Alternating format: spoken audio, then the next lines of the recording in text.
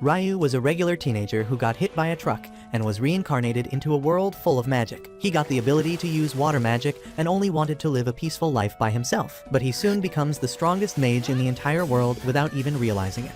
Ryu, a 15-year-old boy, suddenly finds himself in a strange white place, and as he wonders what is going on, a tall blonde guy arrives there, telling him that he is dead. Ryu suddenly remembers getting jumped by Truck Kun and asks the blonde dude if he is God. He replies that he is more like an angel who is here to send him to another world. Ryu can't believe that he gets to be Ice Guide, and the angel tells him that he can live as he wants in his next life. Well, Ryu is a chill guy and he just wants to live a slow and peaceful life. The angel has no problem with his choice, and he tells Ryu that the world he will be sent to has magic, and around 20% humans can cast spells.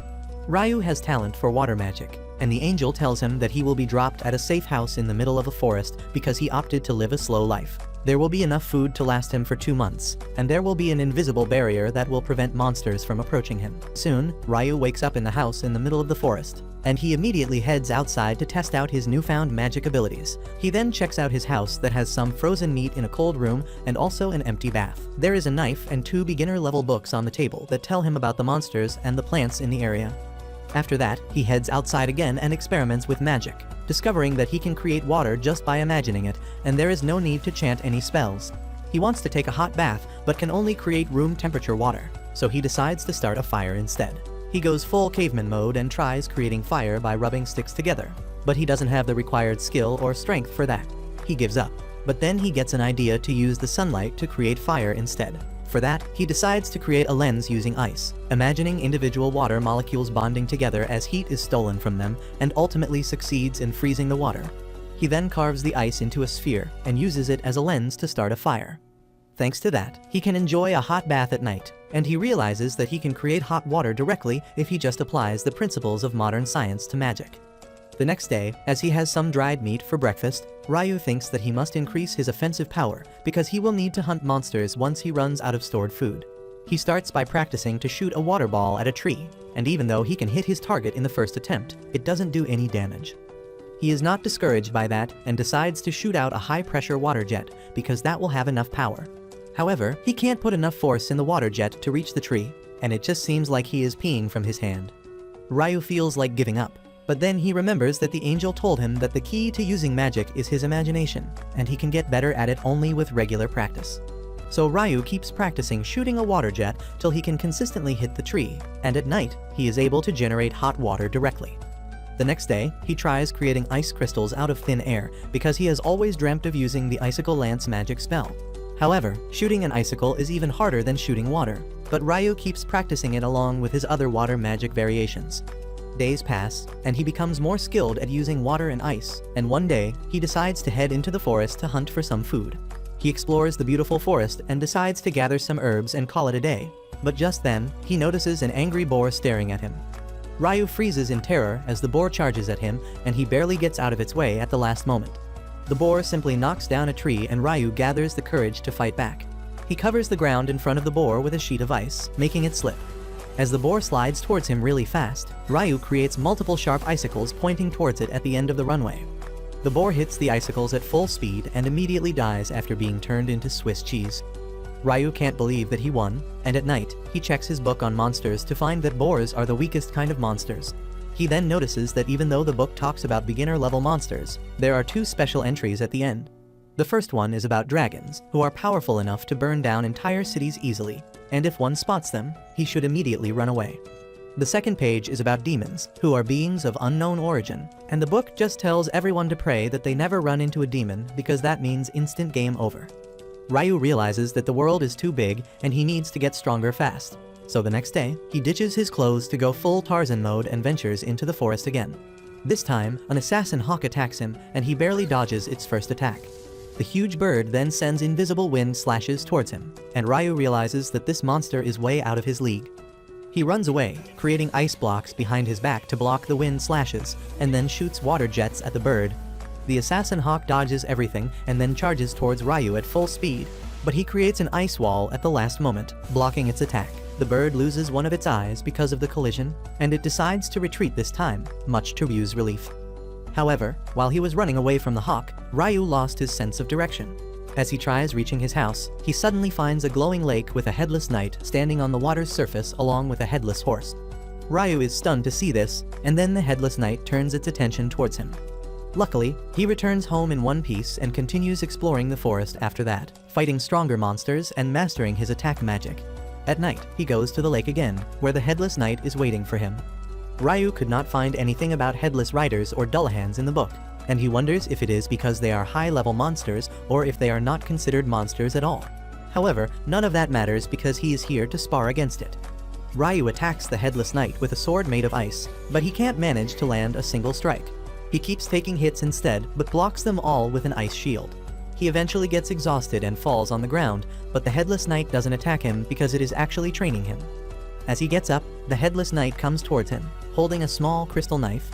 The knight coats the knife in water and then freezes it, turning it into a sword of ice. It gives the sword to Ryou, who realizes that the headless knight is asking him to master this technique. Soon after that, Ryou runs into the assassin hawk he fought earlier, but this time, it has evolved into a stronger version of itself, but also lost all its rights. The evolved hawk sends wind slashes at Ryou, who creates ice walls to block them instantly. He barely manages to avoid getting hit by the attacks that tear through his shields because they are much stronger than the last time. Ryou is forced to run away, and he can only block the hawk's attacks. The hawk suddenly speeds towards him, and Ryou somehow stops its attack by piling multiple ice shields in front of him. He tries to hit the hawk with icicles, but that doesn't work out either, and then the hawk uses a sonic attack to immediately cancel his ice shields. Ryou realizes that he is in trouble now, but then the hawk shocks him both figuratively and literally by attacking him with a thunderbolt. The monster swoops towards him to finish things, but Ryou manages to pull out his crystal sword and parry its attack. He can even slash away the invisible wind attacks sent by the bird, and when it swoops towards him again, he manages to stab it through the chest. The hawk falls to the ground and Ryou walks towards it, realizing that he just met the monster twice, but they developed a really strong bond. He thanks the hawk for motivating him to grow stronger and then pulls out the sword to let it bleed to death peacefully.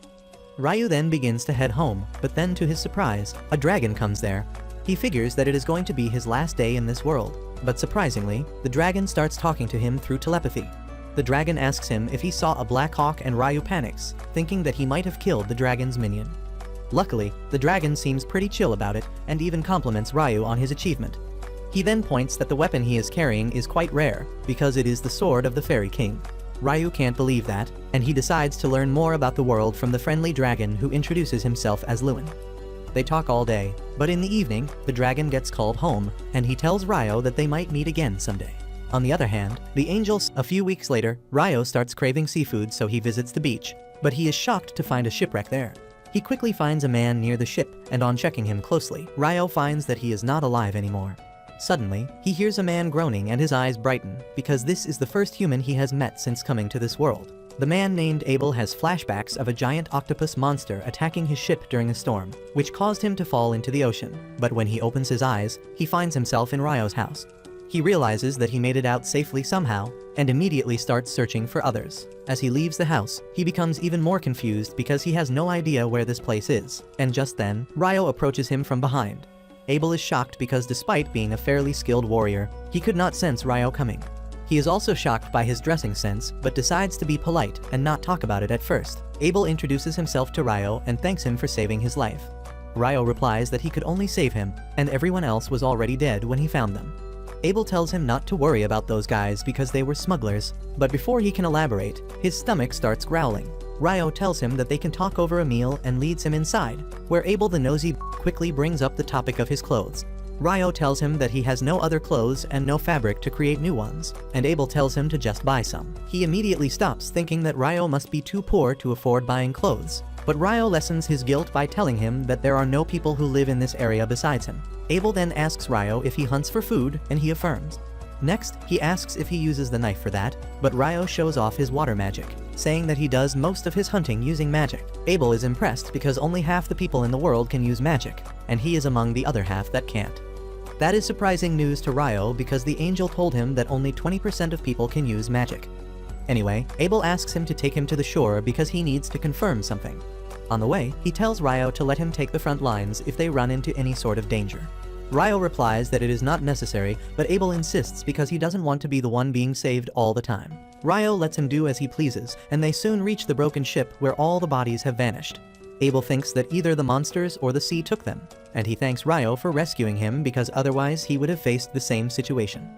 Abel then says that he couldn't find what he was looking for, and for now, he wants to meet up with his friends. But the storm sent the ship far south, and he has no idea which direction should he follow now. He suddenly gets an idea and asks Ryou if he would like to come with him. Ryou is shocked to hear this, and Abel says that he could use his help to find his way back, and then he could find him a job that will allow him to live in better conditions. Ryou thinks about his offer for a while, and in the end, he decides to become Abel's guide back to the city. That evening, he looks at his garden that he has cultivated with a lot of effort, and he gets a bit sad thinking about leaving it all behind. At night, he tells Abel that he is going out to say goodbye to someone, and even though the knight is curious about the person, he decides not to pry into the matter. Meanwhile, Ryou heads to the lake to see the headless knight, and inform him that he will be leaving the forest for a long time. He thanks the knight for teaching him how to fight, and then takes out his knife, saying that he will fight extra hard tonight. The headless knight also draws his sword, and then Ryou charges towards him, pushing him back with his relentless strikes. After a long and hard fight, Ryou gets exhausted, and the knight returns to the lake. Ryou thanks him one more time, and the knight remains silent. However, as soon as he reaches his position, he turns around and summons a magic suit from inside the water as a farewell gift. Ryou gets sentimental on receiving the suit, and he once again thanks the headless knight before returning home. The next morning, Ryou and Abel get ready to depart on their journey, and Ryou starts feeling nostalgic about leaving the place he has spent so much time in. Soon, they run into a wild boar in the forest, and Abel asks him to let him handle it. He dashes towards the boar with his sword drawn, and then uses a combat skill to turn the poor animal into a donut. Ryou is amazed and asks what are combat skills, and Abel explains that people who fight with weapons use combat skills. They camp in a hollow tree at night, and the next day, they resume their journey through the forest. They come across some lizardmen in a swamp, and Abel decides to change the route instead of crossing paths with them because they are quite strong. However, Ryou can sense that the lizardmen are following them even after they change their path, and Abel gets ready to fight them. Ryou tells him that there are too many of them, and he will use his magic to fight too. Abel thinks that Ryou won't be able to fight without his staff, but he is shocked when Ryou blitzes 4 lizardmen with his icicle lances. After the fight ends, Abel asks Ryou about the spell he just used. He replies that it is just the regular icicle lance, but Abel tells him that his wind mage friends can only cast 1 attack at a time when they use magic, but he summoned 4 icicle lances at once. Ryou tells him that it must be a problem of the wind magic because this is pretty normal for water magic. Abel decides not to think about it that much and says they should continue their journey, but before that Ryou creates 2 glasses using ice and summons water in them. Abel notices that he used a different incantation this time, and Ryou covers it up by saying that he must have heard it wrong the last time. After that, Abel gives Ryou a coin, and he excitedly says that this is the first time he is seeing money.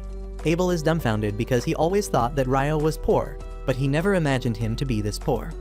He then starts telling Ryou that there are 3 major countries in the Central Plains that include the Kingdom of Nightly, the Debuhi Empire, and the Handelu Federation. Ryou starts throwing shade on the Debuhi Empire because he doesn't like the name, and while he keeps talking about the stupid name, they reach a vast clearing. Suddenly, they notice a rock near them move on its own, and Abel quickly slashes it in half.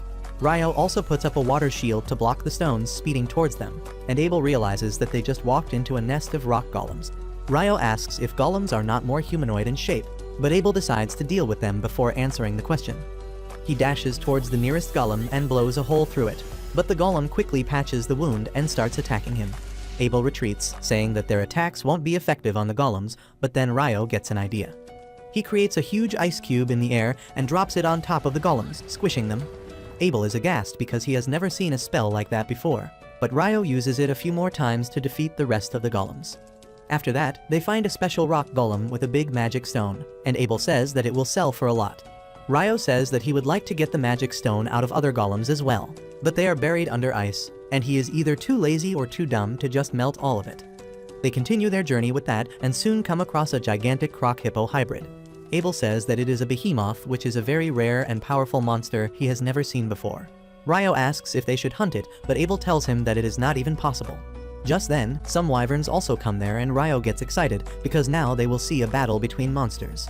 Soon, the wyverns begin shooting rocks at the behemoth with magic, but it just roars, cancelling out their magic and causing them to fall to the ground. Ryou tells Abel that the giant monster probably used magic cancellation skill. Later, as they are having dinner, Abel asks Ryou more about the magic cancellation skill because he has only heard about certain traps in dungeons that can do that. Ryou gets excited on hearing about dungeons, and Abel tells him that there is a dungeon in the city of Lune where they are headed. Ryou gets mad that he didn't tell him about this important thing earlier, and asks him if he is hiding something else too. Abel asks him if he at least knows about dwarves and elves, but Ryou asks him to give him the details. A few days later, they reach a mountain range and Ryou says that they will find some human settlement after crossing the mountains. Abel asks him how can he be so sure, and Ryou wonders if he should tell him that he met a dragon who told him a lot about this world. He decides to keep it a secret in the end, saying that it is knowledge beyond human comprehension. Soon after that, they hear a strange sound and both of them get ready to fight. However, when a powerful monster called Griffin approaches them from the sky, both Ryou and Abel freak out. Abel starts having a panic attack, but Ryou quickly solves the situation by throwing a chunk of meat up in the air. Abel apes his act, and the Griffin collects both pieces in its mouth before flying away. The boys heave a sigh of relief after it is gone, and they agree that they wouldn't have lasted long if they picked a fight with something so strong. As they continue their journey, Abel says that no human has encountered behemoths or griffins in the past 100 years, and the tall mountains must be stopping them from reaching human settlements. That reminds Ryou that the wyverns who fought the behemoth came from the north, which means their nest is nearby. He turns out to be right as they soon find some wyverns feeding on a monster. Ryou wants to fight, but Abel says it takes at least 20 experienced adventurers to face off against monsters as strong as wyverns. Ryou tells him that they won't be able to avoid fighting in the future, and asks if it will be better if the wyverns are pinned to the ground. Abel affirms, saying that he can beat one in close combat, and Ryou immediately steps out, chanting a long fake spell just to summon 4 icicles to stab the wings of the wyverns. Abel uses this chance to blow their brains out. But then 2 more wyverns arrive there. Ryou pins them down using icicles, but without chanting a spell this time, and Abel gets suspicious. Anyway, they defeat the wyverns and collect their magic stones, and then continue their journey to the north. Soon, they cross the mountain range and arrive at the Green Hills. Abel is surprised that they not only fought wyverns, but managed to get a lot of magic stones that will fetch a lot of money once they reach the Empire. Ryou suddenly gets curious about which country they are heading to, because he is fine with anyone except the Debuhi Empire. Abel tells him that the Debuhi Empire is a bit farther to the north, and Ryou appears relieved on hearing that. This confuses Abel, and he asks Ryou if he has got any issue with the Empire. He replies that he has no issue with the Empire or its people, but the name is so cringe that he doesn't want to associate with it, and Abel finds that quite odd. Suddenly, Ryou spots a road in the distance, and on seeing that it runs from east to west, Abel realizes that the mountain range they just crossed was not ordinary. However, when Ryou asks him what he is thinking about, he replies that it is nothing and says that the road will lead them to a town.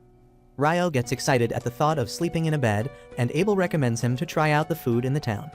They reach the town by night, and as they are eating dinner in an inn, Abel suggests Ryou to get himself registered with the Adventurers Guild, because a guild license will work as his identity card. Also, if he has a guild license, he won't have to pay any tax when entering a new city. He reminds Ryou that he just paid a silver coin to cover for him when they entered the town, and Ryou begins taunting him, asking if he is going to keep the record of every penny he spends for a friend's sake. Abel is low-key cringed out at this behavior, but he continues his lecture and tells Ryou that if he becomes a member of the Adventurer Guild, the guild will buy magic stones and monster material from him at a good price. He explains that only alchemists can use those materials properly, and Ryou gets curious to learn more about them. However, he doesn't get the chance to ask any questions as the waitress brings his food, and he can't believe his eyes when he sees a plate of curry rice. Ryou tries to process how curry rice can exist in this world, because even in the Ice Sky anime, the protagonist has to work hard and travel all over the world to create the perfect curry, and he was kind of looking forward to that. The taste of the curry is also as delicious and nostalgic as the one he used to eat in Japan, and Ryou quickly finishes the plate before ordering more. The next day, Ryou keeps rambling about how good the curry was, and says that it turned out to be another interesting thing that Abel kept hidden from him. He playfully tells him to reveal all the secrets he is hiding, and Abel is taken aback by that. But Ryou just wanted him to tell him about the dessert shops in the town. Abel nervously walks away, saying that he doesn't like sweets, and Ryou is confused because of his sus behavior. Anyway, they resume their journey, and soon, they reach the town of Lune that is surrounded by vast wheat fields. As they reach the town gate, the guard Nimmer identifies Abel, and he is shocked to see him because he was reported missing a few months earlier. Abel tells him that a lot of things happened, and he managed to make it back home thanks to Ryou. Nimmer thanks Ryou for saving his friend and then eagerly shakes his hands, after which he starts catching up with Abel. Once they are inside the town, Abel tells Ryou that they should head straight to the guild, because with him there, Ryou can rank up immediately at the time of registration. He explains that usually, newbie adventurers are assigned F rank when they register. But if an adventurer ranked B or above can put a good word for them, they can rise up to D rank immediately. They soon reach the guild, and everyone there is pleasantly surprised to see Abel again. They surround him like he is some kind of celebrity, and Ryou is happy that Abel has so many people who care about him. He decides to let him enjoy this reunion for a bit more and steps outside to get some fresh air. He starts taking a walk when suddenly, he runs into an elf. While Ryou is captivated by her pointy ears and pretty face, the elf girl can't take her eyes off of him as well because of his outfit. She recognizes that it is the Fairy King's coat, and says that he must like Ryou a lot to give him such a gift. Ryou can't even understand what she means, and then the elf girl tells him that she is in a hurry today, but she hopes to meet him again someday. Ryou just stands there bamboozled when Abel comes outside to find him and tells him to come back in. He then introduces Ryou to all his friends as the guy who saved his life. Everyone thanks Ryou for saving Abel, and he starts liking all the attention he is getting. After that, Abel takes Ryou to the front desk and asks the receptionist to register him as a D-rank adventurer on his recommendation. The receptionist is shocked to hear this because no one from Abel's party has ever recommended anyone before, and he replies that Ryou is a very special case. The receptionist says that Ryou will still need to show proof of his strength before getting a rank up, and Abel says that he wants to talk to the guild master about that directly. The receptionist tells him and Abel to wait for a while, and soon, the dramatic guild master Ryou comes running as he hears that Abel has returned. Abel then introduces him to Ryou and says that he wants him to take the rank up exam. Ryou replies that they will need to test his strength for that, and Abel replies that Ryou is stronger than him, which the guild master finds really hard to believe. To prove his point, Abel shows Ryou all the magic stones they collected from the wyverns, and he loses his mind. He says that the amount of magic stones they have means they have hunted enough wyverns that could destroy an entire country, and Abel tells him that he doesn't need to worry about a monster attack because they hunted the wyverns south of the Malefic Mountains. Ryou is curious if the name of the mountain is significant somehow, and Ryou says that he hasn't heard of any person who has crossed the Malefic Mountains safely. He claims that they are so dangerous that even the highest-ranking adventurers don't go there without a very compelling reason. He can't believe that Ryou and Ryou are the first people in history to achieve this feat, and he immediately agrees to increase Ryou's rank without taking a test. Just then, Abel's party barges into the room, and they are really emotional because they thought they would never see him again. The guild master decides to let them catch up with their friend while he takes Ryou outside to register.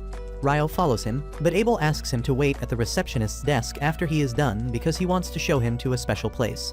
After that, Ryou leads Ryou to his office while telling him that Abel's party, the Crimson Sword, is one of their strongest and most popular parties. Ryou is not really surprised by that, and he is more curious if he really deserves to be a D rank right from the start. In response, Ryou tells him that he knows how talented Abel is, but he knows that he can't defeat a wyvern on his own.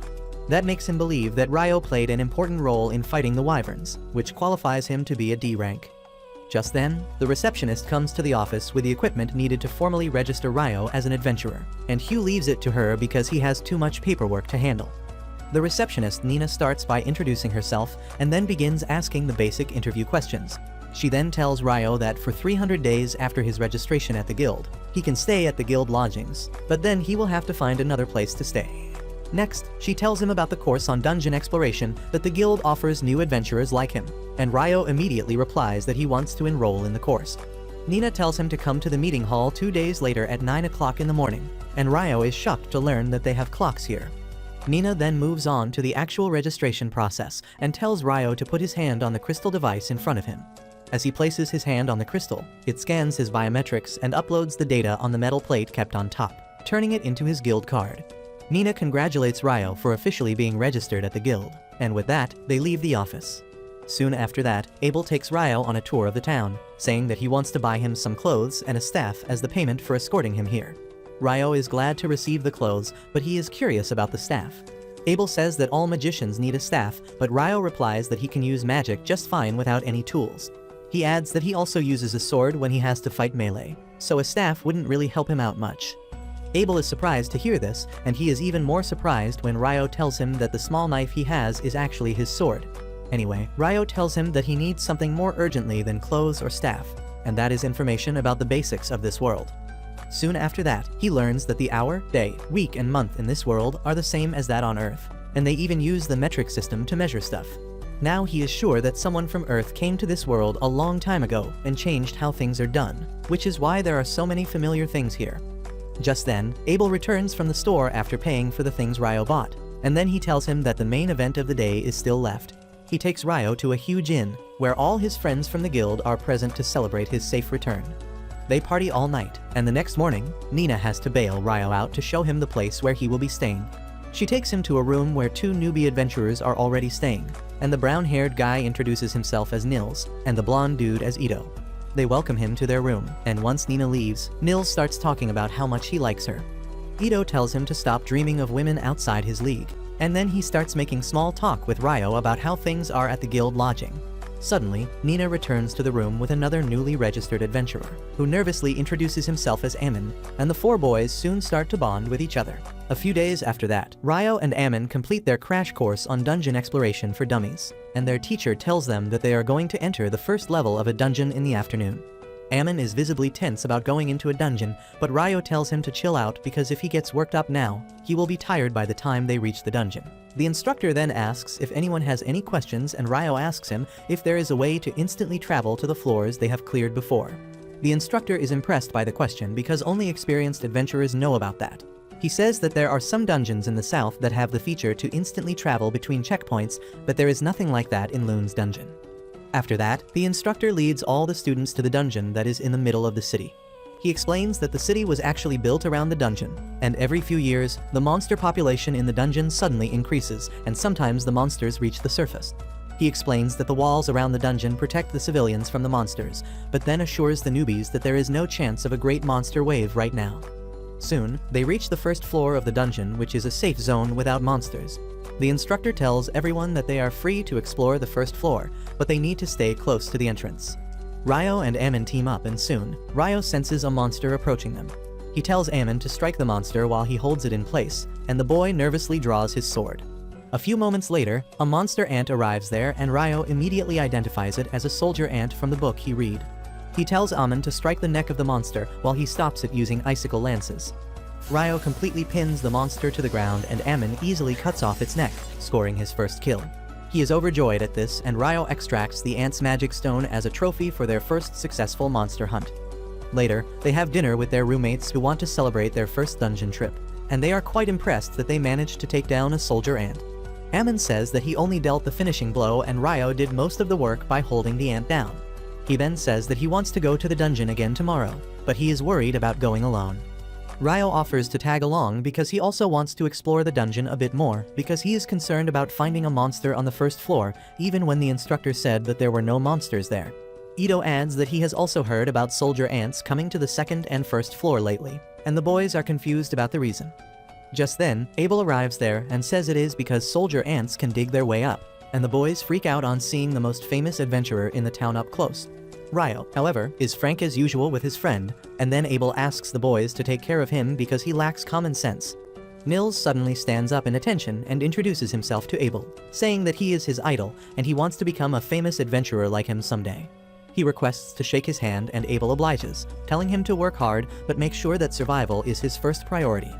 Ryou then asks Abel what he is doing here so late, and he replies that he just got back from his recent mission. Just then, his party arrives there, and the girls are mad that he came here instead of reporting to the guildmaster. He tells them that he was just guiding some beginners who needed help, but the lowly Lin tells Shaq's lost son Warren to take him away. The big guy carries Abel on his back as he screams like a baby, and then Lin starts staring at Ryou with jealous eyes. He gets a bit nervous and asks what she wants, but then the priestess Lihia tells her to snap out of it before apologizing to Ryou for the disturbance. As they go away, Ito and Nils start fanboying after them.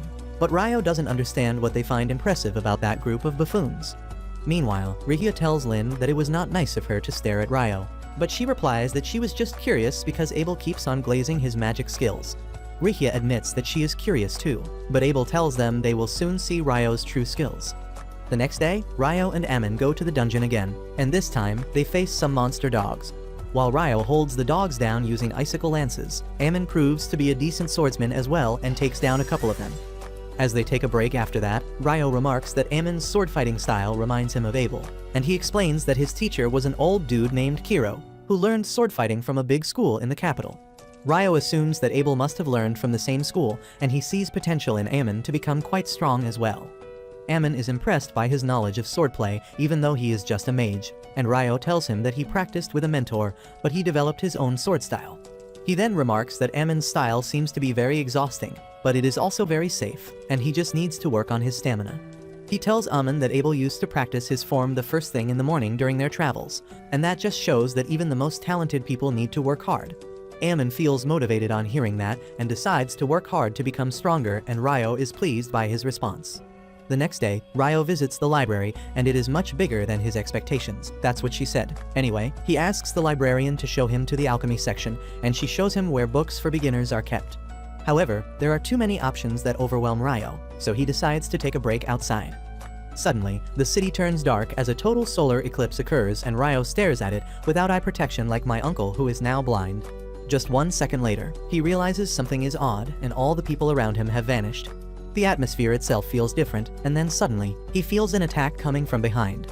He is fast enough to react in time, blocking the powerful fire blast using a wall of ice. He wonders who the hell attacked him, and then sees a badass demon mommy coming towards him, walking like she just came out of GTA 4. She is quite amused to see a human in her space, and decides to have fun defeating him.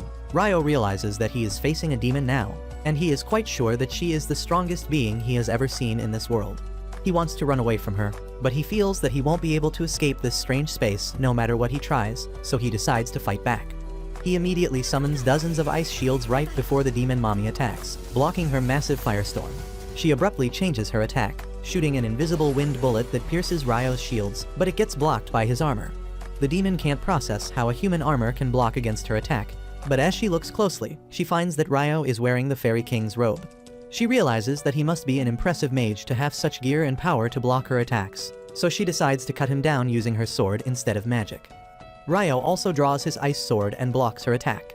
He maintains a defensive position as the demon lady keeps pushing him back, but she is much faster than him, and he barely dodges a deadly strike to his face. He decides to counterattack by shooting hundreds of icicle lances at her, but the demon swiftly dodges all of them, not noticing that the solar eclipse is ending as she wastes her time playing around. Meanwhile, Ryou realizes that she is using wind magic to boost her speed, and then she jumps at him to deal the finishing blow. Ryou manages to block it without much difficulty because even though the demon is fast, her strikes are nothing compared to the headless knight who taught him. The demon, on the other hand, is impressed and asks who the hell is he to have the Fairy King's robe as well as his sword. She creates a fireball to attack him, but Ryou cancels it instantly using an icicle lance. This pisses the demon off, and she decides to kill him quickly because he can be a danger to her if the fight goes on for longer. She attacks him ruthlessly, but Ryou confidently defends against her strikes. He finds a chance to counterattack, and that makes the demon lose her balance. Ryou was waiting for this moment, and he launches a barrage of icicle lances at her. The demoness creates a wall of fire around her, neutralizing all his attacks, but as their intensity increases, she creates rock walls to protect herself. Ryou also changes his attack pattern, using the high-pressure water jets to cut through the wall and injure the demon. She is shocked when his attacks hurt him, but luckily for her, Ryou was just attacking blindly because of all the smoke. He then decides to go in for the kill, but she jumps straight towards him to block his attack. As they clash mid-air, Ryou notices the demon woman's wounds healing super fast. The moment he gets distracted by that, she sends his crashing into a building. But just as she is about to launch a powerful attack to finish him off, she notices water drops falling from the sky. She is surprised by that, but as a water drop touches her face and scalds her because it was even hotter than the boiling temperature, she screams in pain. She immediately covers herself in a rock ball while waiting for the boiling rain to end, and in the meantime, Ryou comes down. Suddenly, the demon woman unleashes powerful flame magic, blowing up everything around her. She walks towards Ryou menacingly, but by then, the eclipse is almost over and her sword disintegrates as sunlight touches it. The demoness says that they won't be able to finish their fight this time, and Ryou tells her to get lost already. She doesn't really mind him acting like a jerk and introduces herself as Leonor, asking Ryou about his name. He tells her his name too, even though he makes it clear that he doesn't want to know anything more about a demon. Leonor is surprised that Ryou knows about demons, and she thinks that she should have done all she could to kill him instead of enjoying their fight. She then tells Ryou that they will fight again in the future, but it is possible that he runs into another demon before that. She tells him not to get killed by anyone else because she will be much stronger the next time and finish him off herself. Ryou is shocked to hear that, but then the eclipse ends and everything returns to normal without a trace of the battle that just took place there. Ryou feels really odd now, and he decides to buy some books and then get some rest. He first heads to the bank to withdraw some money that he got from selling the wyvern magic stones, and then passes by his dorm room to meet his friends. He notices they are not there, but as he is about to leave the dorm, he finds them being bullied by some other adventurers. Nils and Ito call him a coward for ambushing them when they were injured, but the leader of the bullies, Dan, tells them that they can say the same thing when monsters ambush them in the dungeon and they die. Suddenly, his lackeys are knocked out cold because Ryou attacked them from behind, and he tells Dan that he was absolutely right, but he should hear his own advice sometimes. He asks him if he is ready to run now that his friends are down, and Dan immediately rushes to punch him. Ryou simply steps aside and hits him in the gut with his sword's handle, causing him to throw up this morning's breakfast. He then moves on to heal his friends, telling them that they need more stamina so that no punk-ass can catch them off guard the next time. However, before that, he says they should all recover and relax. They hit the public bath where the priest Ito heals Ryou's wound from the wind bullet. Everyone is curious about who could injure Ryou when he is so strong, and he decides not to tell them about the demon right now because relaxing comes first. Soon after that, Ammon, Nils and Ito start going to the dungeon as a team. While Nils and Ammon fight goblins, Ito stays in the back to assist them and heal them when they get injured. Nils starts collecting the magic stones from goblins while Ito heals Ammon, and they talk about how dangerous it was for them to run into some goblins. Nils says that they should retreat now because going any further will be dangerous, and Ito agrees with him because they shouldn't have found goblin archers on the 4th floor of the dungeon. Ammon, on the other hand, wants to hunt some more monsters and earn some money, but Nils remembers what Abel told them about never risking their life for less important things. In the end, they head back to the surface, which is the greatest save of the day, because just a few floors below, a group of adventurers has met its end at the hands of a huge and powerful monster. Back on the surface, Ryou thinks about how Leonore's magic was out of this world, but he was on equal footing with her in terms of casting speed. He decides to improve on his strengths and erase his weaknesses, which reminds him that he couldn't keep up with Leonore's movement speed yesterday. He gets jealous of her wind magic, but since he can't do that, he decides not to be jealous and come up with his own solutions instead. He thinks that he should use a water jet to propel himself ahead, and though he has already done it underwater before, he doesn't know if it will work on the surface. He first creates an icy platform in front of himself, and then uses hundreds of small water jets, pushing all the points of his back to propel him forward. However, he only goes as fast as an old grandma at a traffic crossing. Ryou is really dissatisfied with those results, but he decides to call it work in progress, which is what I call my mental health. He then heads to the library to learn more about demons and alchemy, and at the same time, the lowly wizard Lynn from Abel's party is also studying in the library. She is trying to find any records of a spell that can create an ice wall thick enough to crush golems, but she can't find anything. She is pleased because she wants to believe that Ryou is just a scammer who fooled Abel, and thinks that only the strongest wizard on the continent can use such strong magic spells. Just as she puts the book back on the shelf, she sees the elf girl Syrah. The two girls exchange greetings and make small talk, before Syrah remembers that she has to get back to her group. On the other hand, Ammon and others return to the guild, and Nils starts stuttering like a simp on seeing the receptionist Nina. Ito bonks him on the head as he tells Nina that they found goblin archers on the 5th floor, which is unheard of, and that is why they returned quickly to report to her. Nina confirms the magic stones and rushes to inform the guildmaster about the incident, thanking the boys for this crucial information. Hugh is not pleased to hear that goblins were found on the 5th floor when they are monsters that belong below the 10th floor of the dungeon. He thinks that this might be the sign of a bigger problem, and asks Nina to summon all the B rank and above parties immediately. Nina tells him that there are only 2 high-ranked parties in the city right now, including Abel's Crimson Sword and the White Brigade. Soon, Abel and his party head to Hugh's office, and he is not happy that he will need to work with the White Brigade on this mission because he doesn't like their leader. The girls tell him to stop being such a wimp, and he somehow calms down before entering the office.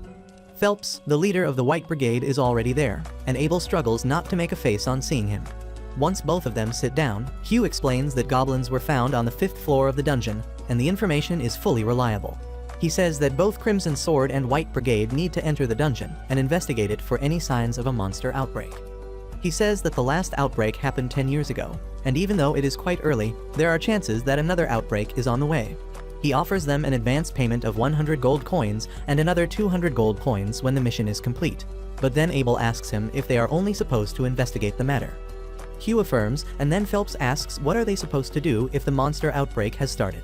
The guildmaster replies that they should come back to the surface immediately because they will lock down the walls around the dungeon and take help from the knights to deal with the monsters. He tells them that he has already informed the Lord and the Knights' headquarters about this, because if it is really a monster outbreak, they need to be fully prepared for it. He then asks both the parties if they are willing to accept this mission, and they immediately agree to it. The next day, Ryou gets ready to visit the Northern Library by the time his roommates wake up. He tells them that he was planning to study more about alchemy and heard that the Northern Library had books on more advanced topics. Ito tells him that he has heard right, and D rank and above adventurers can access the Northern Library. Ammon adds that he has heard rumors about forbidden books being stored in the Northern Library as well. Ryou is really excited on hearing this, but Ito tells him that he needs to be at least a B rank adventurer to read those books. The boys wish him all the best on his quest for knowledge as they decide to get ready for another round of dungeon raid. Ryou soon reaches the Northern Library and immediately likes the vibe of the place. He begins looking around to find the books he needs and thinks that if he asks someone to show him the books about demons, they will surely freak out. However, just as he climbs the stairs to the first floor, he sees the elf girl Sira there, and he is immediately smitten by her. On the other hand, Hugh and the two high-ranked parties have reached the gates of the dungeon. Just as they are about to open the door, Abel stops Hugh because his instincts tell him that something is wrong. He asks Lynn to use her wind magic to scan the first floor for any monsters, and she immediately finds hundreds of monsters waiting for them right in front of the gate. Everyone panics on hearing this because this is enough proof that the great monster outbreak has already begun. Hugh orders everyone to fall back and contact the knights and the guild. In the guild, Nils and others see the notice that the dungeon has been closed, and they think that it is because of the goblin archers they found. Just then, a man comes running there to announce that a monster outbreak has started and all the adventurers are to get on the walls surrounding the dungeon to stop the monsters. On the other side, Ryou and Sira have been staring at each other while all this happened, and then she finally says that they meet again. They introduce themselves and then Sira asks if he is looking for anything special. Ryou almost blurts out that he is looking into demons, but covers it up and says that he wants to learn alchemy to create golems. Sira is impressed by his ambition because creating golems is not easy, but she tells him that there are no books that deal particularly with that. However, she asks him to follow her because she can tell him which books will help him the most as she knows almost everything about this library. They start talking about books and adventuring on the way, and Sira reveals that she is the sole member of a B-rank adventurer party called Wind.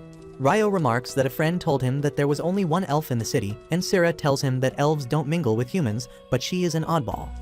On the other hand, all adventurers in the city have reached the dungeon walls, and soon, the monsters break through the heavy gate.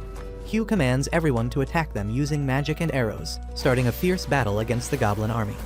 The knights also join them soon, and the situation looks under control, but Hugh is worried because there are more monsters than he saw in the last outbreak. In the meantime, Abel's party runs out of arrows, but just then, Nils brings a barrel full of arrows to him along with a message from Hugh that his party is supposed to take down the boss monster after the wave of mobs ends. Soon, almost all the goblins are down, and Hugh commands Abel and Phelps to lead their parties into the battle. They jump down from the wall and Lynn uses wind magic to slow down their landing. They rush ahead, dealing with the remaining goblins quickly before reaching the door and waiting for the boss. Soon, a goblin general comes out of it, and they think that it will all end once they kill him. However, two more goblin generals come out after him, and Abel realizes that they are dealing with a goblin king here. He says that they need to deal with the goblin generals before the goblin king arrives because they will become too strong otherwise. He decided that he and Phelps will take down one king each, while Lynn and Lichia will take the remaining one. They begin fighting the generals, and Abel manages to cut off his enemy's arms, when suddenly, he spots the goblin king at the entrance and yells at everyone to get down. The very next moment, a powerful wind slash comes out from the dungeon, killing the goblin generals in one hit. Everyone is shocked by the goblin king's strength and ruthlessness, but Abel and Phelps know that they are the only ones who can fight it. They team up to attack the goblin king together, but their weapons fail to pierce his armor. Suddenly, Abel dashes straight at the goblin king, using his skill to turn into a ghost so that he can dodge his attack. He then reaches closer to him and uses his combat skill to pierce his heart, but fails to finish the job. The goblin king tries to attack him, but Abel commands Lynn to finish him off as he vanishes again. Lynn's wind spears pass through him and hit the goblin king, taking him down.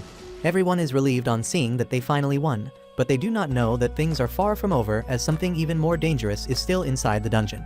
Later that day, as Ryou returns to the guild, he finds everyone abnormally hyped up while Hugh is buried under a mountain of paperwork. He is sulking in his office because he has to update the local lord and the knight commander about the monster outbreak, and then pay the fee to all the adventurers who took part in the battle. He also has to assess the performance of all the adventurers, send the invoices to the royal capital to get some funds and plan the repair of the damaged facilities while doing his normal job as well. The only relief is that the dungeon is going to be closed off for 1 month, so he doesn't have to worry about that aspect, but Hugh knows that will create another set of problems. Meanwhile, Ryou learns from his friends that there was a monster outbreak in the dungeon, and they dealt with it thanks to the top two parties. That is the reason for the festive atmosphere, and Ryou thinks that it is a good reason. Mills begins glazing Abel's skills and talks about how he fought with the Goblin King.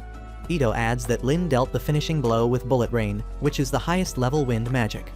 Ammon says that Abel was able to dodge that attack even without moving, and he wonders how could he do that.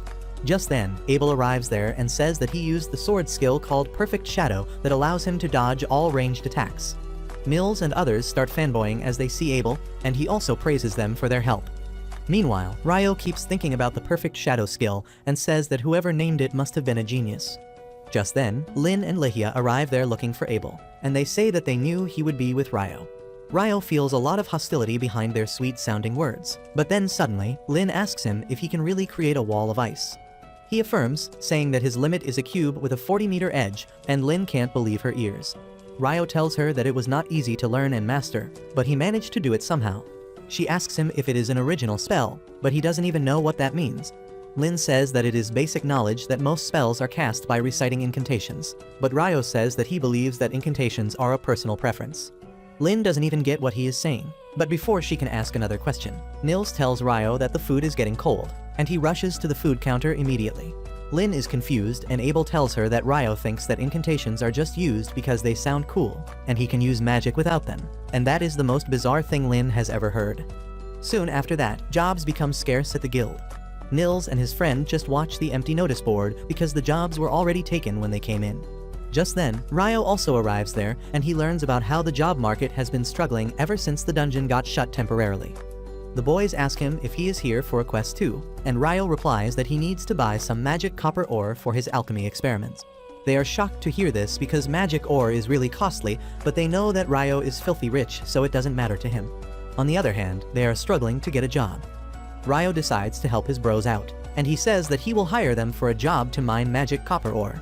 Mills tells him that there is an abandoned mine near the city, and Ryou is glad to learn that. He tells the boys that he will pay them 4 gold coins each just for taking up the job, and then he will buy each piece of copper ore for 25 gold coins, but his only condition is that they should all return home safe. The boys are thrilled to hear that because they won't make that much money in a year through normal jobs. They ask him if he is sure he can pay this much, and Ryou replies that it is still cheaper than the market rate of the magic copper ore. They gladly leave for the job and Ryou returns to his room, but then he hears some disturbing voices coming from the street. He finds a group of knights trying to take a woman with them, and an adventurer is trying to stop them. Ryou watches the drama intensify as the knights drag the girl away, and the adventurer pushes them to free her. This pisses one knight, and he draws his sword to teach the adventurer a lesson. However, just as he is about to strike him, he slips and falls, but there is nothing there to make him slip. He asks the adventurer what he did, and he replies that it must have been John Cena who tripped him. This makes the adventurer even more angry at this, but he falls once again as he tries to get up. Just then, Phelps comes there and tells the knights to back away if they don't want to be punished. They ask him how dare a mere adventurer talk to them in this tone, and Phelps tells them that he is not just an adventurer, but also a noble from the Heinlein family. One of the knights realizes that it is the same family from which the previous commander of the Royal Knights came, and Phelps declares that they are talking about his dad. He then tells them to stop shaming the reputation of knights, and they immediately run away. Phelps then commends the adventurer on his bravery and asks him to escort the woman to her friends. Once they leave, he turns towards Ryou's window, who greets him. Phelps introduces himself as the leader of the White Brigade Party, and says that he has heard all about his amazing magic. Ryou panics, thinking that Phelps noticed him using magic to make the knight slip, but he says that he is only talking about what Abel told him. Just as they are starting to talk, Phelps' secretary comes there to take him away, and Ryou can tell that both of them are really strong. Later, he has dinner by himself, and Abel comes there to sit with him. He remarks that it is rare to see Ryou alone these days, and he says the same thing about him. He decides to let Ryou in on a secret because he could use his help, and soon, they find themselves in the entertainment district. There, Abel reveals that the captain of knights is his friend, and he has requested him to bring back the troublesome knights who have run away to have fun. Ryou understands it now, but then suddenly, he notices some shady masked adventurers. He brings Abel's attention towards them and says that he has never seen them before, not even at the welcome party. Abel says that they get a lot of traveling adventurers because of the dungeon, but Ryou remarks that the dungeon is closed right now. The adventurers notice them as well, and they immediately try to lure them into a trap. Ryou and Abel willingly follow them, but when the thugs try to ambush them, Ryou knocks them out with heavy ice stones immediately. Abel then picks up an alchemy tool that they dropped and Ryou wants it, but he tells him that it is evident. He then ties up the thugs and finds that they are C-ranked adventurers from another country. Abel decides to inform the city guards about them and resume his mission to find the troublemaking knights, unaware that they are targeting Phelps to get revenge for earlier. However, they can't even move once they decide to attack him because the secretary has already paralyzed them with poison needles. She then casts a fire spell, burning the knights so thoroughly that not even their ashes remain. The next day, a research team arrives from the capital to study the dungeon after the monster outbreak, and Hugh immediately gets in a verbal spat with their leader Clive because of his unreasonable demands. He wants the city of Lune to provide food and supplies to his entire group when they are facing an acute shortage, and he also wants to open up the dungeon to research it. Hugh tells him that it is stupid to open the dungeon so soon after an outbreak, but Clive tells him that he has got full authority from the newly appointed Minister of Dungeon Exploration. The two of them get in a deadlock and the debate doesn't seem to end, so the wise old mage decides to intervene. He first tells Hugh that they will handle the food issue next time, and this time, the city can accommodate them. As for opening the dungeon, Clive says that Hugh has no choice, but he decides to put one condition of his own. He says that if the city or its citizens are harmed by opening the dungeon, it will be the responsibility of the ministry. Clive gets furious on hearing his demand, but Hugh makes it clear that he won't open the dungeon gate until he agrees with it. The old mage convinces Clive to accept the condition, and then says that they will hire some skilled adventurers as their guards for this mission. On the other hand, Ryou visits the inn where Abel and his party stay to see if they serve better food than the guild lodgings. However, just as he is about to enter, a girl runs out of the door and asks him to take her to the Adventurer Guild because she has an urgent message to deliver. Ryou is quite hungry, but he decides to help the girl, who delivers the letter to Abel. His teacher from the royal capital has sent it, asking him to help the research party that is being sent to explore the dungeon. Abel is not sure about that because many years ago, a powerful rank party went into a dungeon shortly after an outbreak, and they never returned. Ryou tells him that he should decline the request in that case, and he decides to go back to the inn to have lunch. Meanwhile, the girl introduces herself as Natalie, a novice mage from a family of reputed water magic users. Lynn immediately asks her if she has heard of a spell to cast ice wall high up in the air, and she replies that she has not, but she is only starting to learn magic. Natalie asks them if there is someone who can cast such spells, and they tell him that the guy who brought her here can do that. She is surprised to hear that, and Abel once again starts glazing Ryou.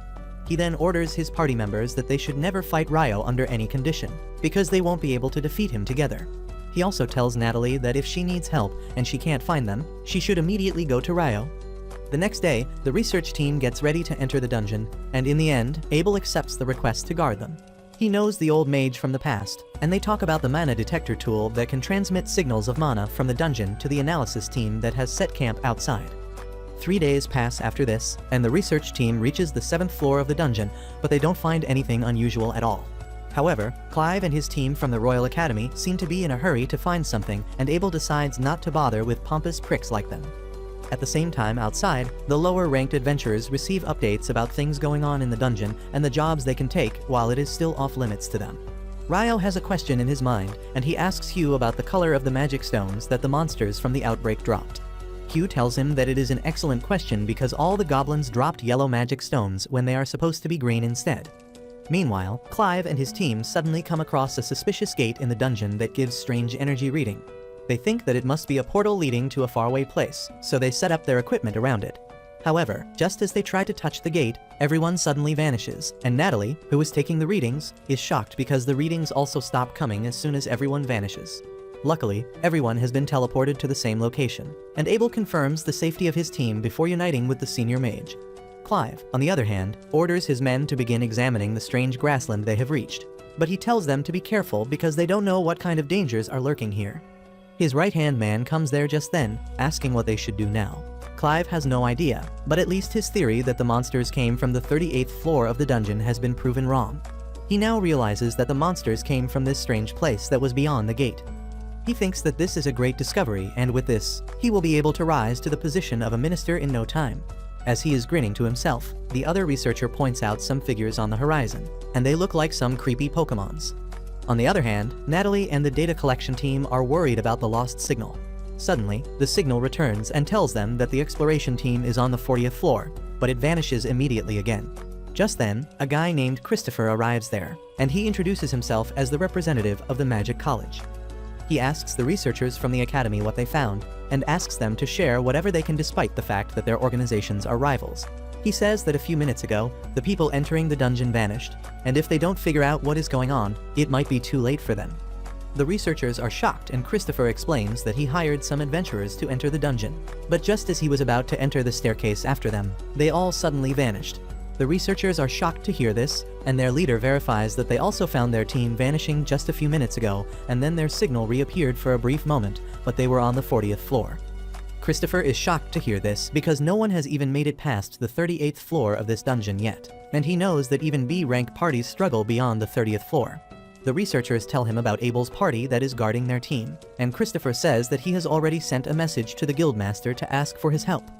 However, Natalie panics, realizing that no one might be able to solve this situation. In this condition, her only hope is Ryou because Abel told her to contact him if she can't reach out to anyone else. She immediately runs away to find him, leaving everyone confused. On the other hand, the news about the research party vanishing reaches Hugh, who starts panicking.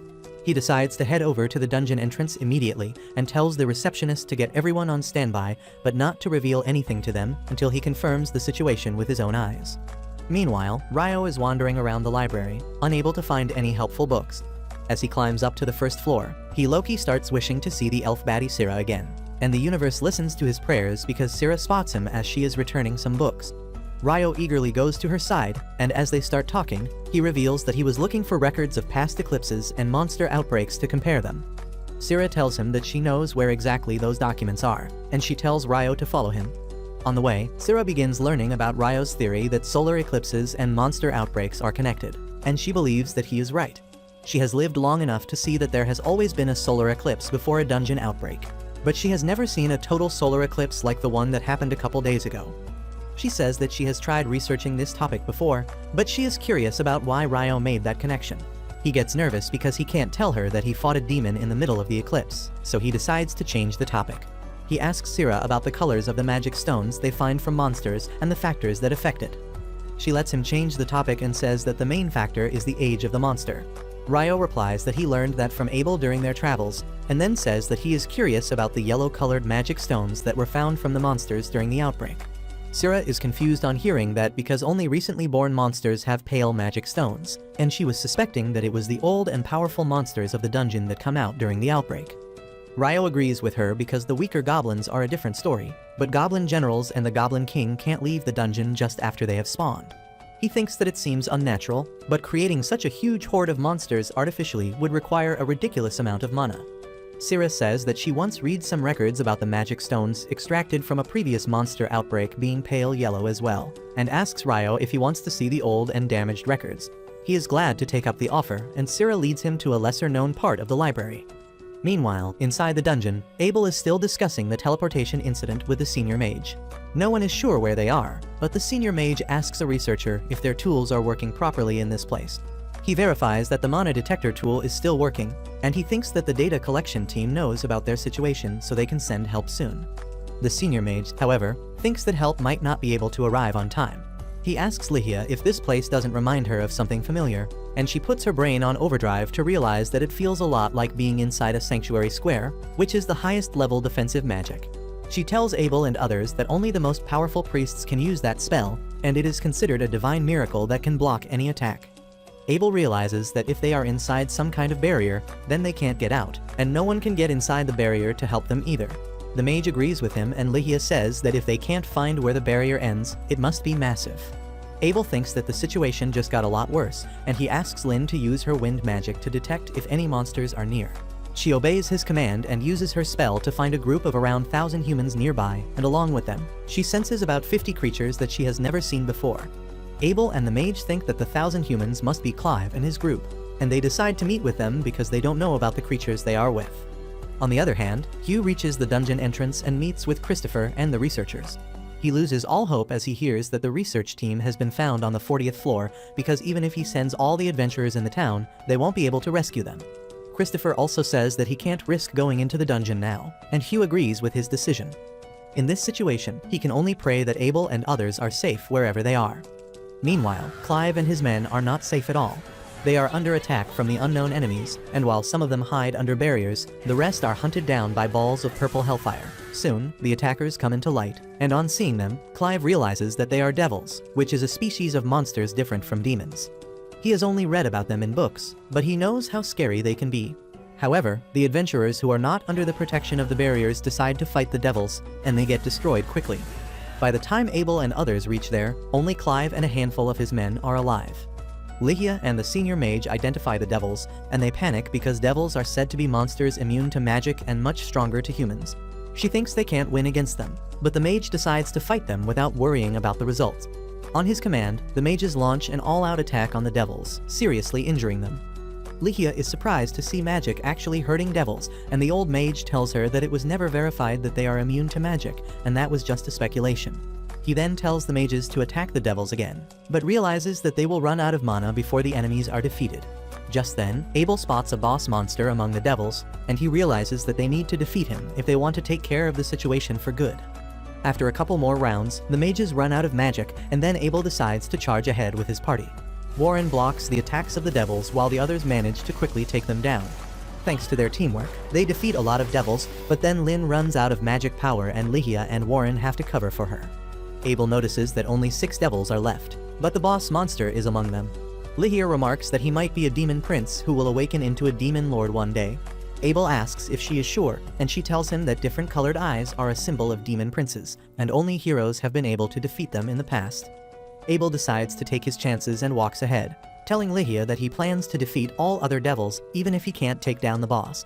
He tells Ryou not to lose hope because miracles can always happen, and then the demons start attacking him. He takes down a couple of them quickly, but then the demon prince suddenly attacks his party members to blow them away from the battlefield. He walks towards Abel for a one-on-one, and his speed alone is enough to scare Abel. The demon prince pushes him aside with a single swing of his sword and then gets close to him again. Suddenly, Clive and his group attack him, but their magic doesn't do any damage against the demon prince. Instead, its minions begin to shoot projectiles at them, destroying their shields, forcing them to run away. Abel decides to risk it all by using a skill that allows him to dodge the enemy attack at super speed. He manages to parry the demon prince's sword and get a chance to attack him, but the demon prince dodges it and strikes his shoulder. Abel falls to the ground, unable to move, and the demon prince lifts up his sword to finish him.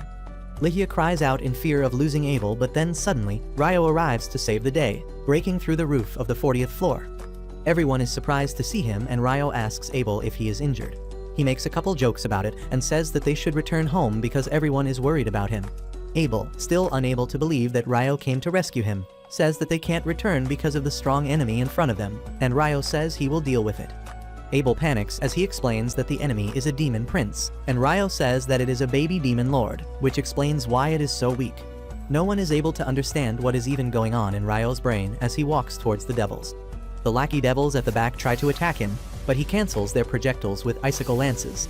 He then creates a water jet behind them to instantly remove their heads, and then gets face to face with the demon prince. Ryou draws his sword, telling the demon prince that they should get it over with quickly because he doesn't have all day. A few minutes ago, as Natalie found that Abel and others were stuck on the 40th floor of the dungeon, she ran to find Ryou immediately. He was not in his dorm room, and his roommates told her that she should find him in the North Side Library. She didn't even know where North was, but once she got the directions from the boys, she ran to find Ryou. Luckily, she met him on the way and immediately asked him to head over to the dungeon because Abel and his team were in danger. Ryou decided to get the details on the way, and immediately put her in a carriage made of ice. As he dragged the carriage to the dungeon gate, he learned about the disappearances in the dungeon, but he was curious about why Natalie approached him. She told him that Abel had asked her to contact him in case she needed help, and he was not around. Ryou understood the assignment immediately and rushed towards the dungeon gate. The guards told him that no one was allowed inside, but he just created ice walls to cut them off, easily entering inside. After that, he decided that it would take too long to reach the 40th floor using the normal method, so he used his water jets to carve a way to his destination quickly instead. Now, he is standing in front of the demon prince, asking him to make the first move. He takes his stance, and as the demon prince attacks him, Ryou quickly moves to the side and hacks his neck cleanly. He thinks that the monster was quite slow, but at least the job is over quickly. However, the demon prince just picks his head back up like a gigachad and attaches it in its place. Ryou thinks he might be troublesome to deal with, but he decides to see just how much the monster can regenerate. he instantly creates hundreds of water jets to chop him up into tiny pieces, and one of the water jets destroys his magic stone, turning him into dust. Abel is shocked to see that Ryou just casually demolished a demon prince. He thanks him for saving all of them, and the peak nonchalant Ryou asks him to repay that debt by treating him to dinner tonight. Abel tells him that he will treat him for the entire week, and Ryou is glad to hear that.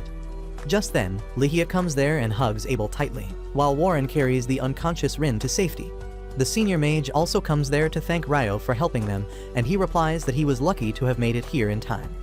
He then notices that a lot of people already died before he came, and Abel tells him that they should harvest the magic stones from the devils and use the money from that to support the families of the dead people. Ryou likes the idea, but then he focuses on the monsters called devils. Abel tells him that everyone here saw them for the first time because they have not approached humans in centuries. Ryou is curious about the difference between demons and devils now, but he decides to think about it later. He says that when he came here, he sensed a strange magic field around the place that vanished when he defeated the boss.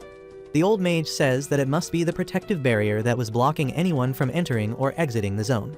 Ryou then tells him that while he was on the 39th floor, he used a spell to scan the nearby area and found something strange near the stairs. He suggests that they check it on their way back because it might be connected to this incident, and everyone agrees with him. But before that, they extract the magic stones from the devils that are quite dark in color, and even the senior mage is seeing them for the first time. Lihia says that there are no magic stones from devils even in the museums and libraries maintained by the church. The senior mage adds that devils are supposed to have space-time magic because they always appear out of nowhere, and Ryou begins to think that something is missing in all this information.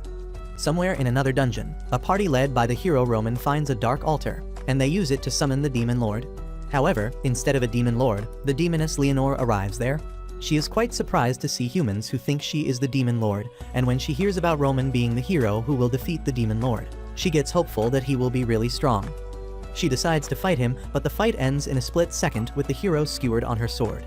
Leonore is bored out of her mind, so she immediately goes next to the altar and takes the black stone on top of it as her loot.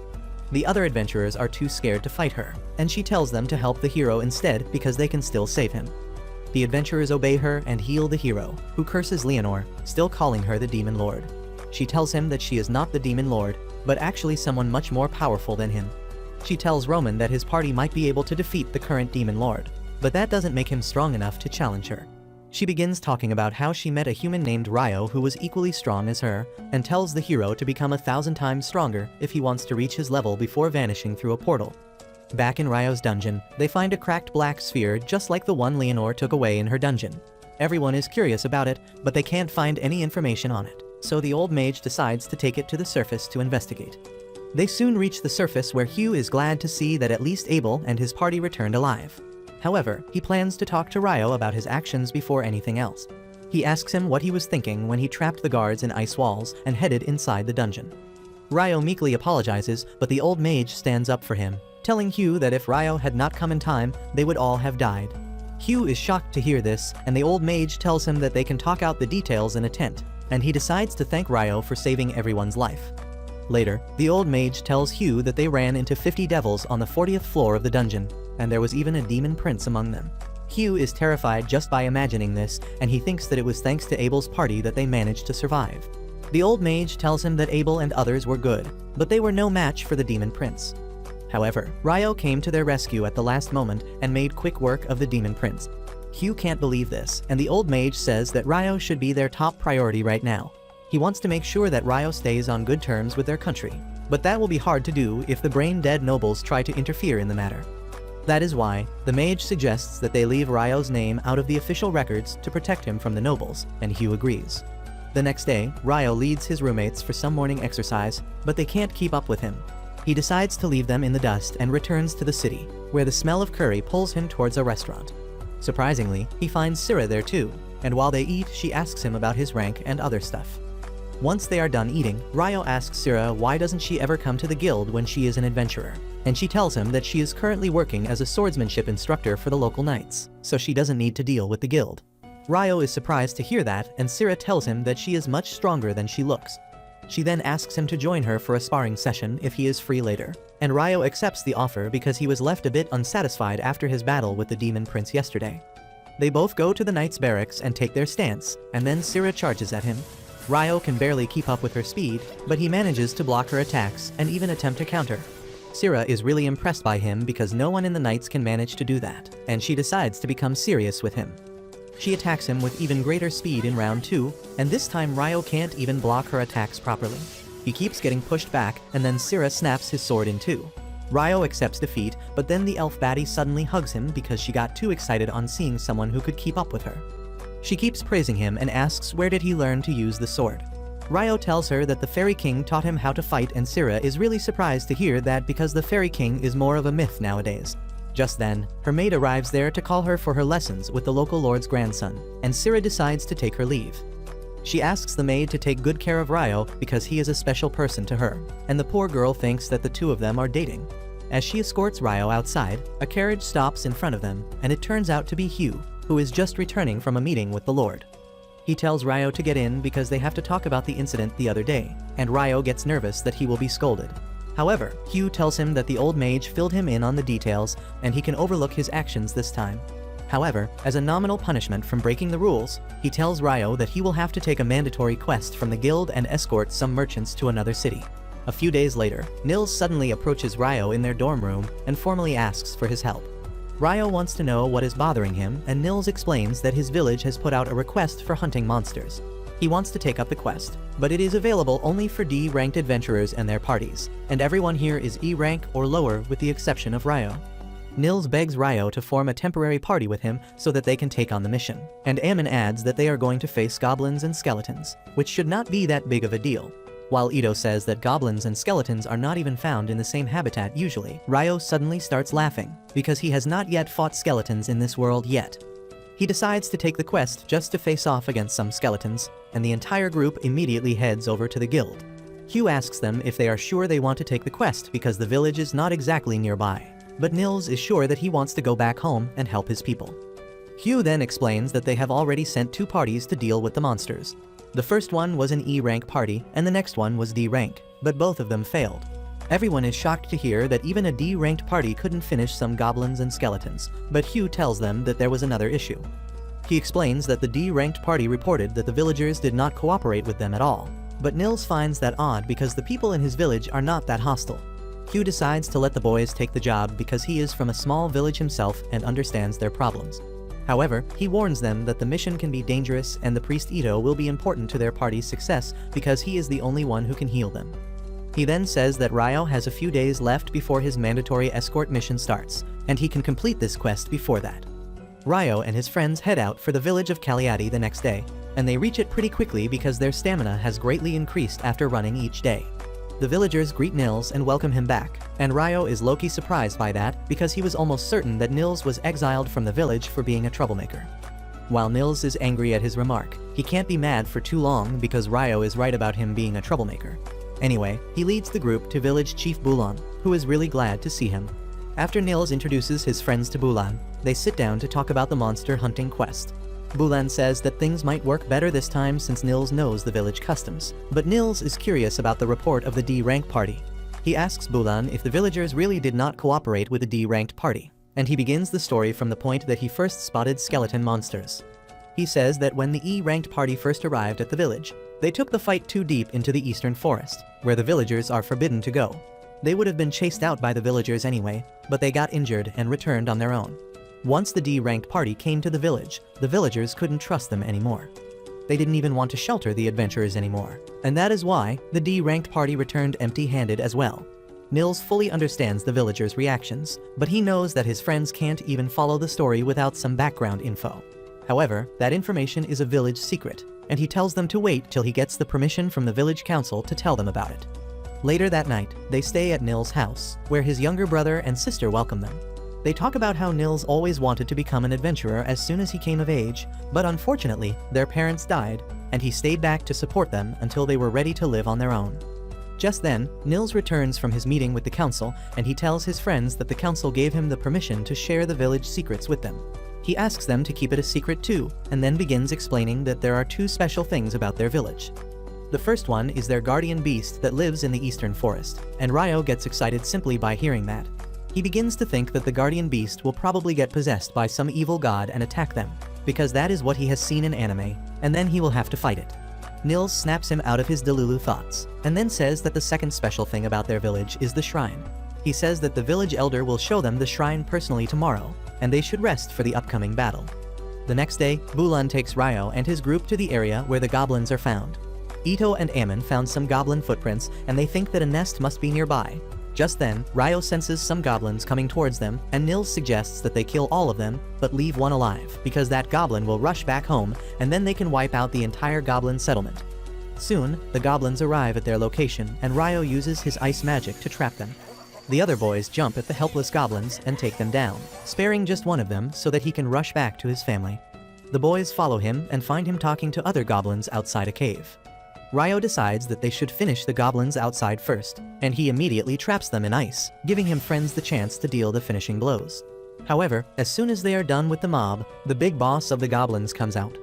Nils and others are terrified when they find that their next opponent is a goblin general, but Ryou slams it on the ground with his ice chains and then asks Nils to finish him off. Thanks to that, they are able to easily kill the goblin general and extract his magic stone before returning to the village. In the village, the elder is waiting for them, and she is happy to learn that the boys have already taken care of the goblins. She asks them to follow her to the shrine, and Ito notices a strange trinket attached to her staff. Meanwhile, Ryou is busy thinking about the scenario in which the guardian beast gets possessed by an evil spirit and he has to fight it. But Nils tells him to stop whatever thought he has in his vile brain. As they head into the forest after that, Ito goes to the elder and asks about the trinket on her staff. He recognizes it as the crest of the Earth Mother Goddess, and the granny is impressed with his knowledge. Ryou is curious about the story, and Ito explains that once upon a time, there were 7 gods who were worshipped in this country, but now, all the churches just worship the goddess of light. The elder says that even though the other gods have been forgotten by most people, their village has worshipped the Earth Goddess for generations. She then explains that she can use healing magic as well, but unlike the priests who need incantations and spells, the followers of the Earth Goddess can cast magic even without that. Soon, they reach the cave of the guardian beast, and the elder calls him out. She tells him that she has brought Nils and the adventurers who want permission to take the mission, and Ryou gets excited to see what kind of beast will come out. A huge talking wolf comes out of the cave, and Ryou is low-key disappointed because it doesn't look corrupted and he won't get to fight it. The wolf looks at the boys and stops when his gaze reaches Ryou. He introduces himself as Kuzin before asking for Ryou's name, and that is a shock for Granny and Bulan because the guardian beast doesn't give out his name to anyone. Kuzin says that his name is quite tough to pronounce for humans, so he doesn't bother telling it to them, but he could not do the same with Ryou. He explains that he is related to the fairies, and Ryou's presence is quite pleasant to him. This confuses Ryou, but also makes him realize that the Fairy King really liked him, so there must be something special about him that attracts fairies. Anyway, he thanks the wolf for his kind words, and the wolf laughs, telling the elder that she has brought a really great guest.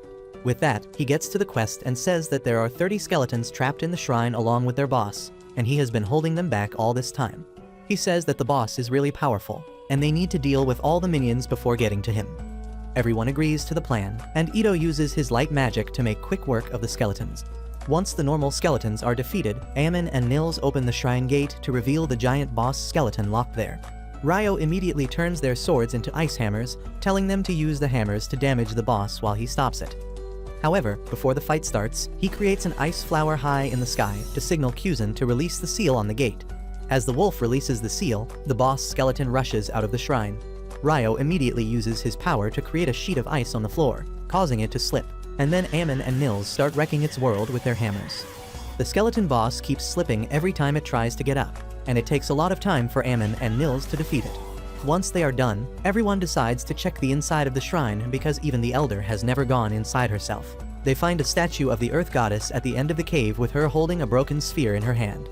The elder remembers that the elder before her used to talk about the goddess statue, holding a shining jewel that suddenly turned black one day and then shattered.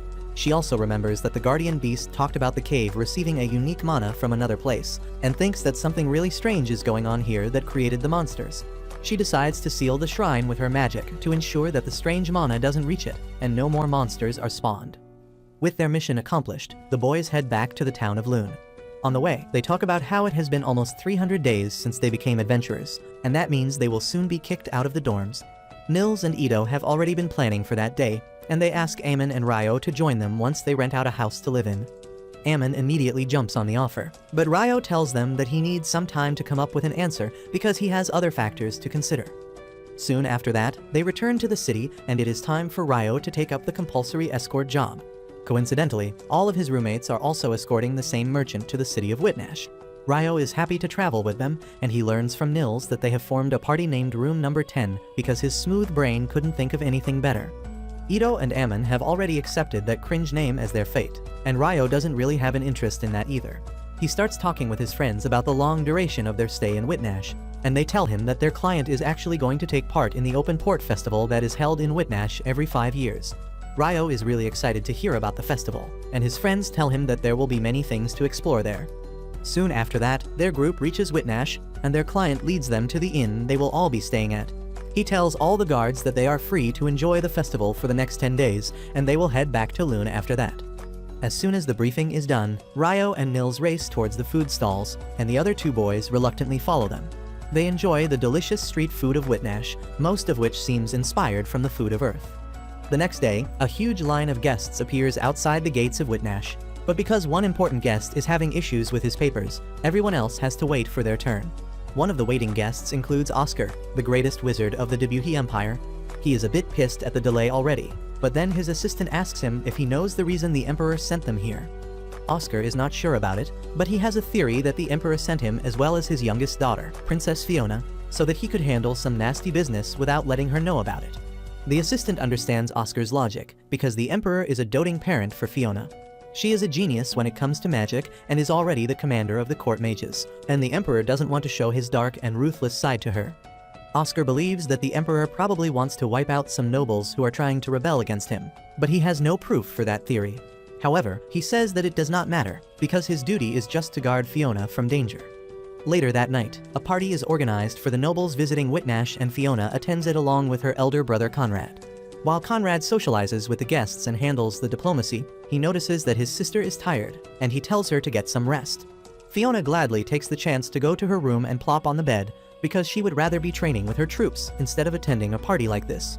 The next day, the festival begins with a grand procession, and Ryou spots Abel sitting uncomfortably among the special guests. His friends spot him too, and then Nils begins staring at Fiona.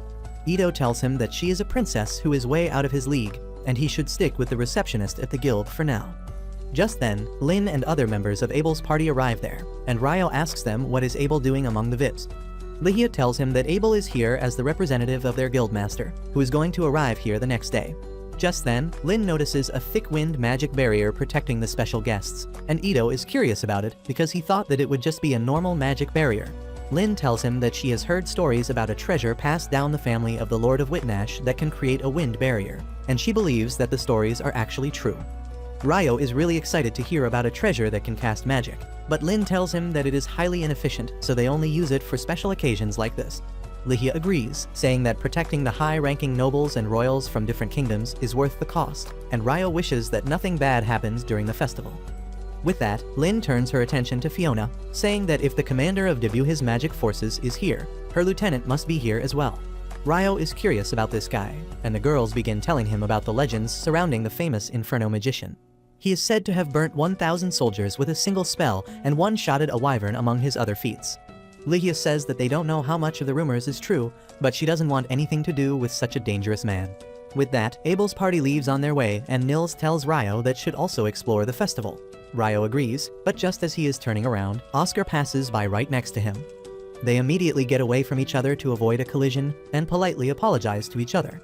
Ryou leaves with his friends, but Oscar keeps staring at him for a while. After that, Oscar gets busy buying snacks for the princess, because that is the mission she gave him. He is already having a hard time carrying everything through the crowd, and on top of it, his assistant orders him around, making sure that they don't forget anything from the list. On the other hand, Abel and Prince Conrad bump into each other, and Conrad remarks that Abel looks like someone he used to know. Abel tells him that he must be mistaken, and then starts talking about how he sat next to Fiona earlier. However, he is also more interested in Oscar than in the princess, but Conrad makes an excuse about spotting a friend in the crowd and leaves him abruptly. Meanwhile, Princess Fiona returns to her room and plops on the bed again. Shortly after that, Oscar and his assistant return with the snacks, and he is really exhausted because he doesn't like crowds. His assistant mentions that he almost bumped into a guy earlier, and Oscar replies that he was really fast to react, so they wouldn't have collided even if he didn't move. Fiona asks who are they talking about, and Oscar tells her about Ryou, saying that he dressed like a magician but could move like a swordsman.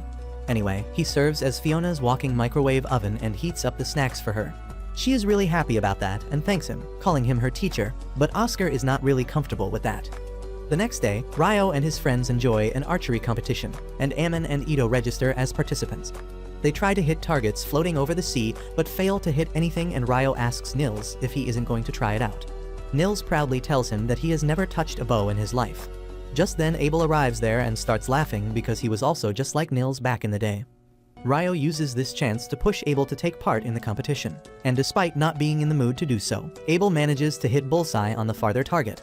Everyone erupts into cheers as soon as he hits the target, but Abel cannot bask in the glory for long enough as his party members arrive there. Lyhia smiles coldly at him, asking why did he not come to them as soon as he got free, and while he tries to talk his way out of trouble, Lin reaches over to Ryou and friends. She tells them that Abel promised to spend the day with Lyhia, but since he didn't come to see her first thing in the morning, she is livid, and now he is in trouble. With that, Lyhia drags him away and Nils starts fanboying after Abel, while Ito starts simping over Lyhia. At the same time, in Lune, Syrah is searching everywhere for Ryou. When she can't find him, she goes to the guild and asks the receptionist about him. The receptionist Nina tells her that Ryou is currently out of the city on a quest, and he is not going to return for a couple of weeks. Syrah is aghast to hear this because she really wanted to share some new information with Ryou, but now she has to wait for him to return. The next day, Ryou and Ito watch a boat race in which Nils and Ammon are participating. However, things take a turn for worse when the bully named Dan also shows up for the race and Nils instantly picks up a fight with him. According to the rules, the players are allowed to attack each other in the second half of the race, and both Dan and Nils take full advantage of this rule. They begin attacking each other with their oars, while their partners try their best to cross the finish line first. However, the two muscleheads break their oars while fighting and snatch the oars their partners were using, right in front of the finish line. Their boats come to a standstill as the two morons duke it out, and soon, all the boats that were way behind them overtake and complete the race. Meanwhile, Nils and Dan keep fighting even after losing their weapons, and ultimately, they topple their boats and fall into the water. On the positive note, they entertain the audience the most and are given a reward for it. But they start fighting over it too. The next day, Ryou and his friends go to watch a futuristic ship that can run without sails or oars, and Hugh is there to explain that the super expensive ship runs using alchemy and magic stones that propel it using wind and water magic.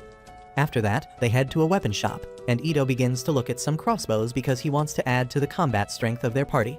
Soon, the shop owner comes there, and after learning that Ito wants to provide cover fire to his team from middle range, he shows him the semi-automatic crossbow that can fire arrows rapidly. Ito gladly buys the bow because it perfectly fits his needs, and then everyone returns to enjoying the festival. Later that night, Abel attends a party for the special guests as Hugh has returned home once again. He meets with Conrad and Fiona, and once they leave, he begins missing his sword even though he realizes that with the wind barrier in place, he doesn't need it. But he doesn't realize that he just jinxed himself as well as the other guests. Suddenly, another guest calls him to the side for a private chat, and at the same time, the treasure casting the wind barrier starts malfunctioning. The magicians operating at panic as the barrier is dispelled, but they don't get to worry for long as some assassins attack them and quickly end their lives. Meanwhile, Fiona also senses that something is wrong, but just as she turns around, the assassins hit the garden with a powerful attack. At the same time, Abel is having a private conversation with the Lord of Whitnash in a closed room. They also have a sound-proofing artifact to prevent anyone from hearing their conversation, and Abel wonders what is so important that the host of the party is taking such safety measures. He says that Hugh should have taken care of all the business-related stuff before going, and the Lord affirms. He says that he wanted to personally talk with Abel about the introductory course for rookie adventurers that they have at Lune. He has heard a lot of good things about that program, and he wants to implement it at Whitnash Guild too. Abel likes the idea and says that the course has reduced the mortality rate of rookie adventurers, and the Lord says that he has already talked about borrowing materials and appointing instructors with Hugh. However, he now has an additional proposal, and he wants the instructors they select to attend the course as well to learn how to properly teach noobs. While they discuss the details of their deal, neither of them realize that the soundproofing artifact also blocks the sounds coming from outside the room. On the other side, Oscar is in the market along with his subordinates, who ask him if he is not going to eat anything. He replies that he will wait for Fiona to return before eating anything, since it is easier to move around with an empty stomach in case an emergency arises. His subordinates tell him that the Lord's mansion is protected by a wind barrier, so there is no chance of anything bad happening there, and Oscar says that he wishes for the same. His subordinates say that he is quite overprotective about the princess, and he suddenly starts thinking about his past. Oscar was born in a small peaceful village near the mountains. He was a natural redhead in his childhood, and from a young age, he had a lot of talent in using fire magic. He used to help the village blacksmith by controlling the temperature of the flames in his forge, and wanted to learn how to create weapons just like him. At home, he used to help his mother by lighting up the firewood, and he was really happy that his ability could help others. One day, the blacksmith gifted him his first sword, telling his dad that Oscar was grown up enough to help out the villagers in hunting. Oscar was really excited for that, and his dad took him hunting along with his group, but instead of letting him use a sword, he told him to use a bow. Oscar managed to hit the target once before his dad finished it, and that night, they had a feast. However, while everyone was enjoying themselves, Oscar's dad learned from his friend that bandits were scouting their village, and they could attack them anytime. The two men discussed how they were seriously outnumbered by the bandits, and they didn't even have time to evacuate the village. They decided that there was no other option but to fight and protect their village. Soon, the men gathered at the village wall, eagerly waiting for the bandits to arrive. Just as the bandits reached the wall, they started shooting them and managed to take a couple of them down. However, the bandit leader understood their strategy, and he immediately ordered his men to get close and break the wall immediately. Oscar wanted to help the village men fight, but his dad told him to head back home and look after his mother, while he stayed back to stop the bandits. The fight between the bandits and the villagers continued, but the leader of the bandits was much stronger than the villagers had anticipated. He jumped over the wall, chopping off the arm of an archer, and then unlocked the gate, letting his men enter the village. As a full-blown fight started between the two sides, Oscar hid in his house along with his mother and other women from the village. However, the single guard outside the house was not strong enough to stop the bandit chief from breaking inside. Oscar's mom tried to attack him, but she was no match for the seasoned bandit, who slashed her down without any difficulty. Oscar was devastated on seeing that, and in his rage, he shot a fireball at the bandit chief, who easily deflected it. Oscar then rushed to stab him, but he couldn't do anything and the bandit took away his sword. Luckily, his dad arrived there just then and stopped the bandit from attacking anyone. However, the moment he saw his wife's dead body, his brain stopped working and he attacked the bandit chief in blind rage. The bandit dodged everything and taunted him to come outside to fight. Oscar's dad rushed after him without thinking anything, and that turned out to be a fatal mistake. He got shot by arrows before he even crossed the door, and then the bandit chief stabbed him through the heart. Oscar was traumatized by this, but before the bandit chief could attack him, another bandit arrived there and told him that they needed to retreat, because a pack of wolves was heading towards the village after smelling all the fresh blood. The bandit chief reluctantly retreated, and soon after that, the blacksmith came to check up on Oscar. He was horrified on seeing the gruesome scene there, but he calmed himself down to protect Oscar, who had lost the will to live after seeing his parents die. The blacksmith told him to live on and become Batman, because that's the best thing he could do now. Just then, the wolves surrounded their house, and the blacksmith decided to risk his life to save Oscar. He told him to run to the river because the wolves don't like water, while he stayed back to stop the wolves. Oscar ran as fast as he could with two wolves following him, and just as he reached the river, the wolves caught up to him. Luckily, he slipped and dodged their attack before falling into the river and being carried far away by the current. When he woke up, he found himself in the house of a rich man who found him by the riverside. The kind old man let him grieve the loss of his parents and comforted him by telling him how rare red hair like his was. He talked about how red hair was said to be a blessing from the god of fire and cheered Oscar up, saying that he must have great things waiting for him in the future. Oscar then told the old man that he had nowhere to go and requested to stay with him. The man quickly agreed, telling him that he would have to get an education if he wanted to stay with them, and Oscar was more than willing to do that.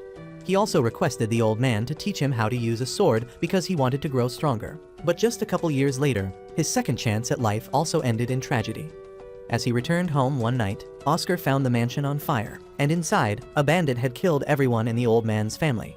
The enraged Oscar attacked the bandit, cutting his face, but that was all he could do. The bandit grabbed his head and then stabbed him. As Oscar fell to the ground, he managed to get a good look at the bandit's face and realized that it was the same bastard who killed his parents. Just then, the bandit left the mansion along with his gang and Oscar managed to learn their names before he passed out. Soon after that, his hair turned white and he went off on his own, severely injured but determined to get revenge on the man who took everything from him. Back to the present. The Lord's mansion suddenly gets bombarded with fireballs, causing destructive explosions. Everyone runs away, and Fiona spots that her brother Conrad is injured. She rushes to his side and creates a magic barrier before treating his injuries, but he tells her that he is fine. He asks her to save her mana because she might need it later, and Fiona decides to take him to a safer place before deciding on her next step. In the meantime, the bandits begin attacking the guests and no one can escape the mansion. Conrad realizes that the bandits have locked down the mansion, and he asks Fiona if she can call her knights to rescue them.